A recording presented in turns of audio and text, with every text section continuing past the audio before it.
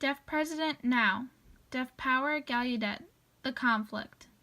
Dr. Elizabeth Ann Zinser as the 7th President of Gallaudet was because she is a very talented educator.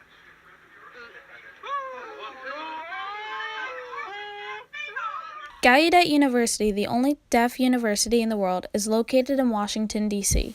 Up until the Deaf President Now protest, all of the presidents and most of the leaders of the school were hearing, even though they had little to no experience with sign language or even deaf people. The origins of the Deaf President Now protest started long before the student leaders met and discussed how to make their school better. It started when a new president needed to be chosen, and the university's board of trustees chose a hearing person named Elizabeth Zinser, who had to rely on an interpreter to talk to most of the staff and students, instead of one of the other deaf candidates. The students and most of the faculty were outraged at the insult against deaf people and their capabilities. They felt that they thought deaf people could not survive in a hearing world. There were 4 other students at Gallaudet who took a stand and led their fellow students in the protest. Those being Brigetta Bourne-Farrell, Gerald Covell, Greg Laubach, and Tim Roars.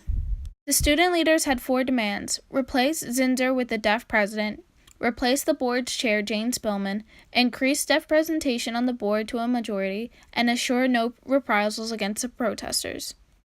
Many students at Gallaudet took a stand and declared that they supported the Deaf President Now protest. An institution really cannot represent us when our president is not deaf. With a deaf president running the institution, then Gallaudet could represent us to the world. March 7th, the first day of the protests. Students on Monday morning actually took control of the campus. They locked all the gates all around. Some of the administrators and some other people couldn't get onto campus. They had to stay out. That forced the Board of Trustees to come here to meet with some of the students, faculty, and staff. That's when we presented our 4 demands. The board decided to ignore them. These protests, put forth by the students, were attracting attention worldwide. Conversation now seems to have been lost in the middle of demonstrations, and I must say, Dr. Zinser, I'm reading in tomorrow morning's Washington Post that several members of Congress are threatening or saying that the possibility exists that they will have to cut off some of the funding to Gallaudet College unless you are withdrawn, and 75% of Gallaudet's funding comes from Congress.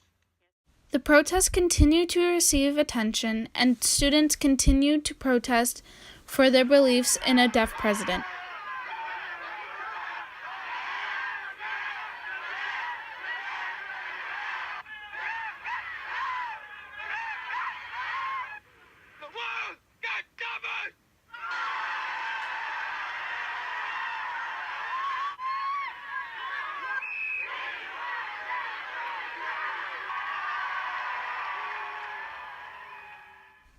King Jordan, one of the original deaf candidates for president, declared his support for the Deaf President Now protest while talking to the many protesters.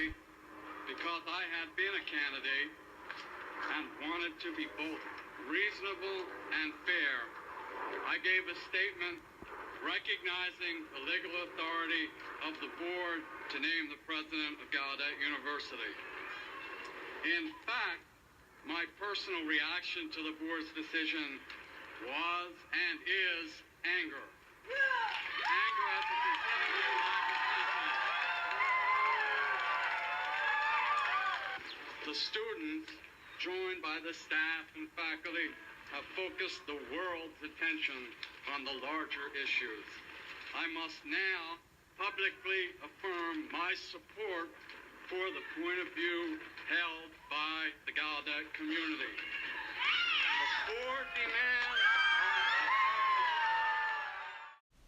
March 11th, the compromise. Due to the faculty and the students' hard work and support worldwide, all 4 demands of the Deaf President Now protest were met.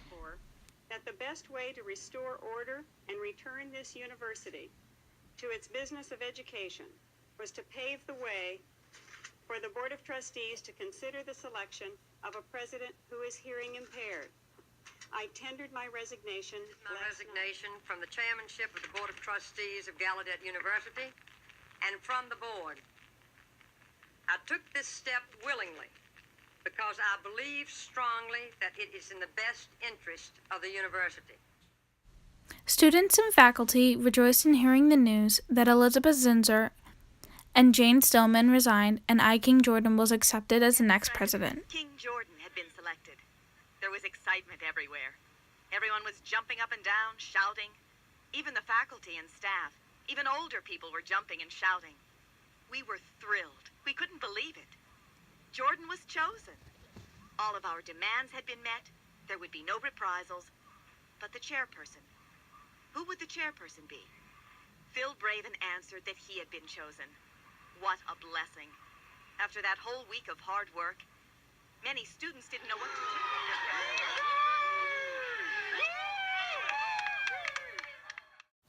I. King Jordan then took up his mantle as president of Gallaudet University and delivered a very important message to deaf people all around the world. I must give the highest praise to the students of Gallaudet for showing us exactly, even now, how one can seize an idea with such force that it becomes a reality.